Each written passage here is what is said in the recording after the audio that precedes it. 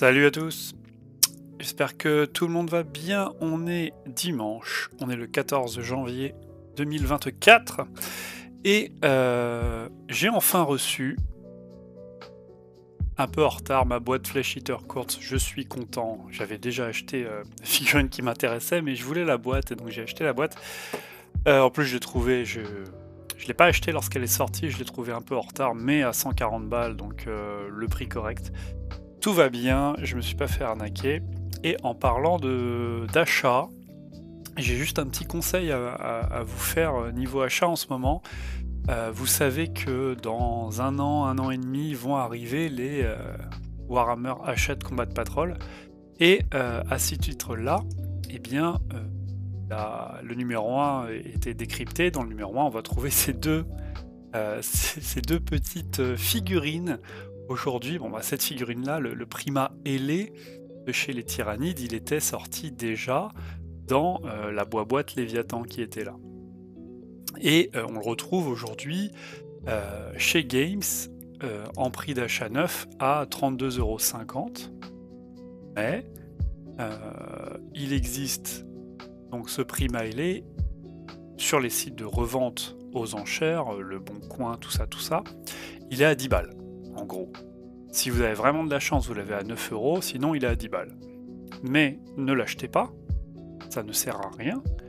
Si vous êtes patient et que vous attendez 1 an et demi, vous l'aurez à 1 €, puisque il sera dans le numéro 1 de la collection Hachette Combat Patrol. Et dans la collection Hachette Combat Patrol, le numéro 1, c'est le Prima ailé et le capitaine en armure Terminator. Donc 2 € les deux figurines, 1 € la figurine, vous aurez plein de Prima ailé pour 1 €. Donc vous pourrez en acheter en librairie si vous le souhaitez, pour 1 €, donc 2 € les deux. Et comme il y en a qui vont acheter et qui vont essayer de les revendre, vous en retrouverez plein sur les sites de revente aux enchères, les sites de revente comme Le Bon Coin, etc., à des prix inférieurs à 10 balles. Donc aujourd'hui, n'achetez pas ça. Vous l'aurez pour théoriquement 1 € la figurine dans 1 an et demi. La seule condition, c'est il faut attendre 1 an et demi. Je vous le concède. Pareil pour le capitaine en armure Terminator. Aujourd'hui, je ne l'ai pas trouvé. Il se vend pas individuellement. En plus, il est cool parce qu'il a un socle un petit peu scénique avec. Il met son pied sur une tyrannide. Aujourd'hui, je l'ai vu sur eBay, je l'ai vu à 20 balles, mais il doit être entre 10 et 20 balles. Pareil sur Le Bon Coin.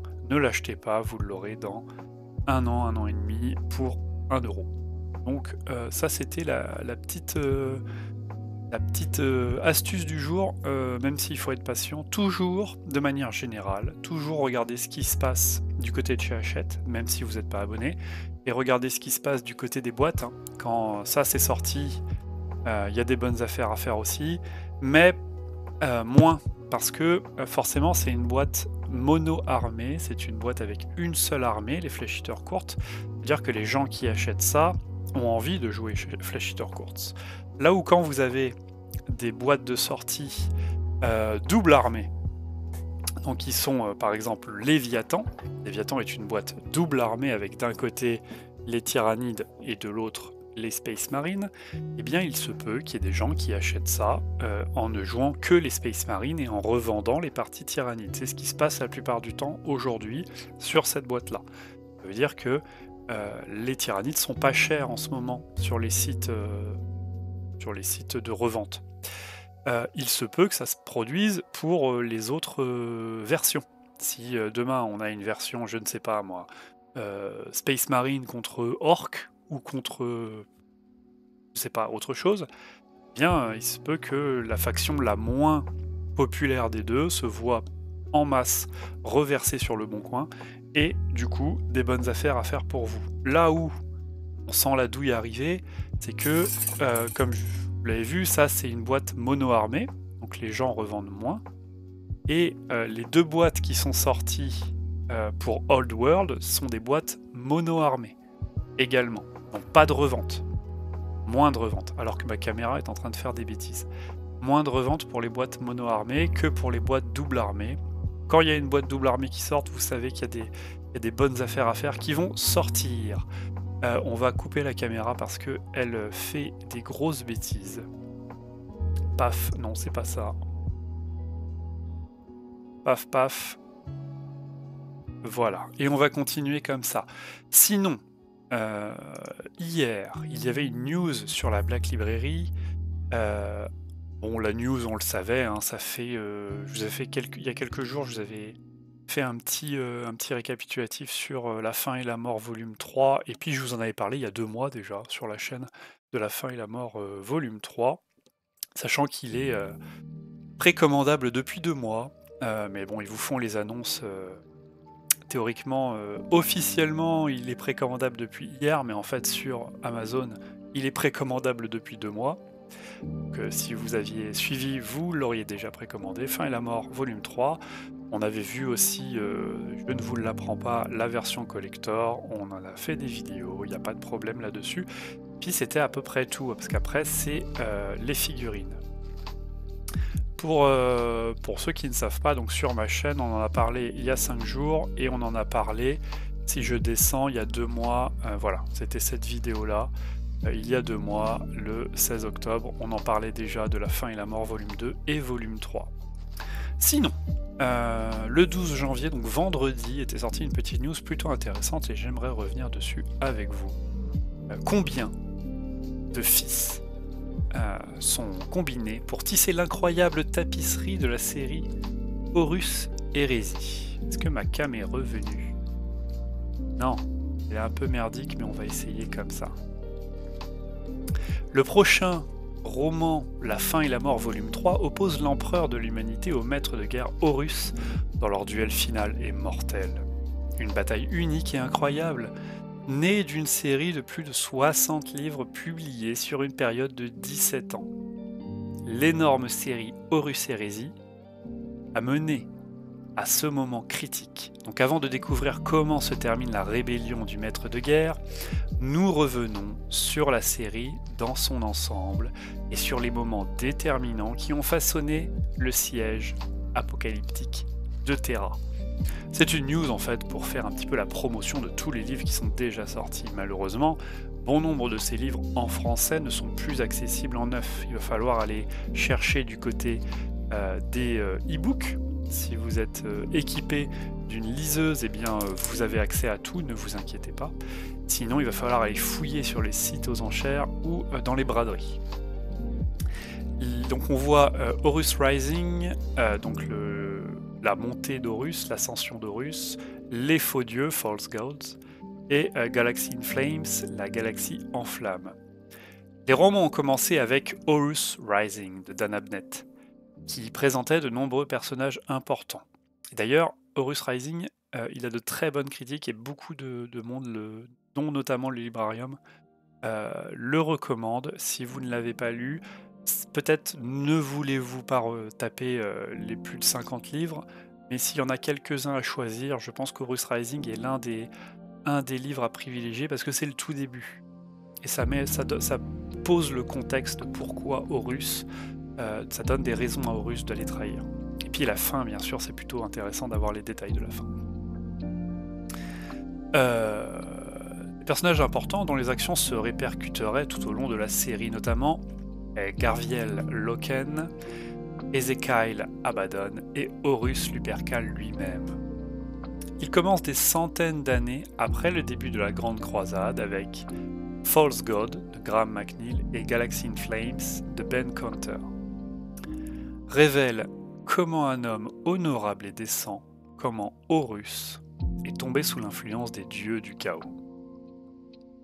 Alors que la série suit globalement la chronologie de l'hérésie d'Horus, et d'ailleurs, petit aparté, il y a un site, je ne sais plus lequel, qui avait fait en fait la roadmap de tous les romans de l'hérésie d'Horus avec tous les embranchements, parce qu'il y a la trame principale, il y a plein de petits embranchements avec des focus sur les primarques, sur des choses comme ça, sur des batailles annexes, et il y a une roadmap qui existe, c'est-à-dire un plan de lecture qui existe pour pouvoir lire dans l'ordre chronologique sans se faire spoiler. Si un jour vous avez l'argent, le temps de vous taper les 60 bouquins et quelques qui existe, eh bien, il y a un ordre chronologique qui peut être intéressant de suivre, mais il faut avoir beaucoup de temps.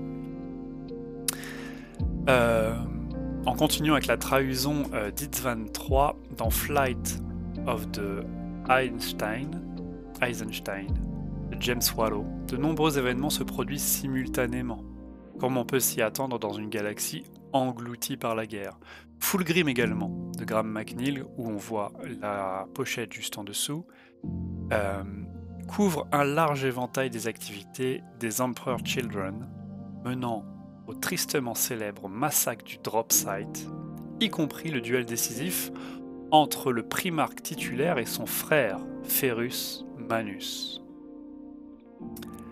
Les Salamanders, Iron Hands et Ravenguard, qui ont subi d'atroces pertes, sont revisités à maintes reprises sous de nouvelles perspectives. Le massacre du Drop Site, par exemple, est également mentionné dans The First Heretic d'Aaron Dembski, Deliverance Lost de Gav Thorpe et Vulcan Life de Nick Kime.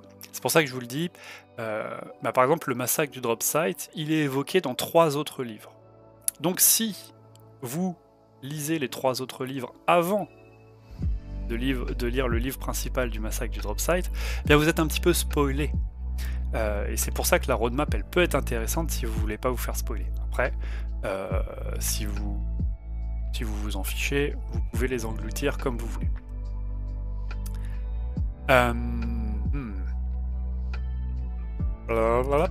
Deliverance Lost et Gav Thorpe et Vulcan Life de Nick Kime, du point de vue respectivement des Worldbearers, Ravenguard et Salamander. Juste au moment où tout cela démarre, Magnus le Rouge fait sa tentative malheureuse pour contacter l'Empereur et, par une ingérence traîtresse, laisse les Space Wolves se déchaîner sur son monde natal de Prospero. A Thousand Sons de Graham McNeill et Prospero Burns de Dan Abnett s'associent pour raconter l'histoire des représailles brutales des Fenrisiens. Et bien que ces histoires ne soient que vaguement liées aux batailles du système Itzvan, leurs conséquences jouent toutes dans la conclusion apocalyptique. Après un début tumultueux, de nombreuses légions se séparent pour accomplir leurs propres objectifs, tandis que celles qui sont plus éloignées de l'épicentre sont plongées dans une guerre civile dont elles viennent tout juste d'apprendre l'existence. Tout comme les Worldbearers tentent une embuscade aux ultramarines à Kalt, dans No Fear de Dan Abnett, les Dark Angels décident de leur loyauté dans Fallen Angels de Mike Lee. Et bientôt, Angron se lance dans la mêlée, dans Betrayer d'Aaron Dembski. Fulgrim fait quant à lui appel à Perturbado pour un voyage à l'œil de la terreur dans Angel Exterminatus de Graham McNeill. Et Sanguinus affronte Kabanda dans Fear of Thread de James Swallow. Alors que de plus en plus de primarques apprennent l'hérésie, que les lignes tendues se dessinent entre les légions en guerre et bon nombre de ses fils natifs se rejoignent dans A Unremembered Empire de Dan Abnett. Alors que les forces loyalistes, notamment les Ultramarines, les Blood Angels et les Dark Angels, et les Shattered Legion se rassemblent, Ultramar, pour planifier son prochain déménagement. C'est un peu compliqué la traduction, comme d'hab. La nature chaotique de la guerre civile se prête bien à la fois à la lecture attentive et une lecture occasionnelle. L'apparition soudaine d'ennemis dangereux et de défis inattendus reflète la confusion et l'imprévisibilité qui règnent tout au long de l'hérésie, alors même qu'Horus marche inexorablement vers le système solaire et que les loyalistes préparent toutes les défenses désespérées qu'ils peuvent. Alors que la majeure partie des forces traîtres forge un chemin critique vers Terra à travers le système Beta Garmon dans Titan Death de Guy Haley et Slave to Darkness de John French, les Imperial Fist se battent avec les éléments d'avant-garde d'Alpha Légion dans Praetorian of Dorn. Également de John French. Bientôt, la série Horus Heresy fait enfin place aux premières salves du siège de Terra dans le film français. Le film français. c'est John French. La guerre solaire, de Solar War. Tout commence, en gros, toute cette série, on a le début, ensuite on a des oppositions qui se font un petit peu à droite à gauche, des vengeances, des choses, juste pour comprendre les choses qui, entre Primarques, ont amené des vengeances à se faire, ou des ressentis un petit peu, de comprendre un petit peu la psychologie des Primarques, et tout mène jusqu'à Terra, au siège de Terra. Alors que la série Le siège de Terra commence, tout se concentre sur le seul conflit climatique, qui décidera du sort de l'Imperium. Les personnages de toute la série convergent sur Terra pour laisser leur marque sur le siège, avec pas moins de 9 Primarques participants d'une manière ou d'une autre. Les forces traîtres atterrissent sur Terra dans The Lost and the Damned de Guy Haley, et écrasent régulièrement les défenses loyalistes au cours de 3 romans suivants: First of All, Saturnine et Mortis. L'action est entrelacée d'incroyables affrontements entre les personnages légendaires comme Sigismund, Karn, Loken, Abaddon et bien d'autres avec des ennemis détestés, dont les rivalités s'entendent sur plusieurs romans antérieurs. Cependant, rien n'éclipse vraiment le drame d'un duel Primarque contre Primarque. Et nous en obtenons beaucoup à mesure que le siège se poursuit. Rogaldon et Perturbado se rencontrent enfin dans une bataille ouverte, tandis que Jagatai Khan se lance une charge désespérée dans les lignes de Mortarion, désormais ascensionnées. Ça, c'est dans le livre Warhawk. Le plus légendaire de tous est peut-être la défense de la Porte de l'Éternité par Sanguinus. Ça se passe dans Echoes of Eternity. Posant le grand ange dans des combats consécutifs avec Kabanda, renaissant, et le Primarque démon Angron. Le drame est palpable alors que les efforts des loyalistes et des traîtres se résument à un combat entre 2 fils de l'empereur devant le palais impérial, avec seulement la fin et la mort pour relier la conclusion épique.